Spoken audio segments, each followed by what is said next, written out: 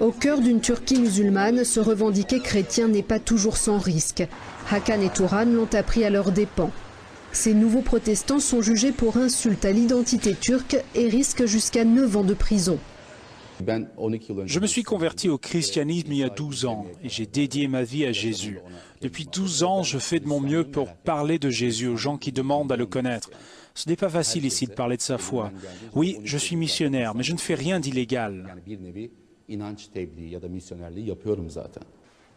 Leurs problèmes ont commencé le jour où 2 jeunes sont venus leur demander des informations sur la Bible. Ces adolescents les ont ensuite dénoncés, affirmant qu'ils avaient cherché à les convertir, des accusations qu'ils récusent. Il y a 20 ans, on était une quinzaine de protestants chrétiens à Istanbul.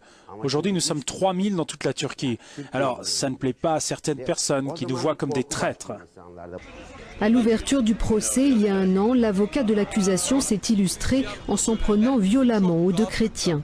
Il est loin d'être un inconnu. À son tableau de chasse figurent l'écrivain Orhan Pamuk ou encore le journaliste arménien assassiné Hrant Dink.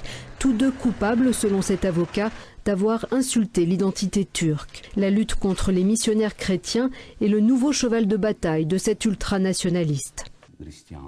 Le christianisme n'est pas une religion, mais une culture. Et c'est une culture de l'impérialisme occidental.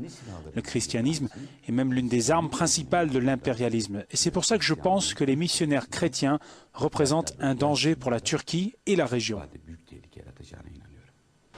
À l'extérieur de l'église de Hakan et Turan, il y a maintenant des caméras de surveillance. Les protestants turcs sont régulièrement harcelés par les nationalistes.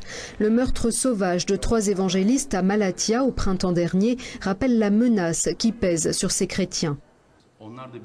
Ce sont des Turcs qui se sont convertis comme nous, ils ont fait leur service militaire comme nous, vécu sous le drapeau turc, et qui le respectaient, et ils sont morts dans leur pays. Ce sont les premiers martyrs chrétiens de Turquie. Grâce aux réformes pro-européennes, le prosélytisme est aujourd'hui légal en Turquie. Mais parallèlement, les violences antichrétiennes ont augmenté.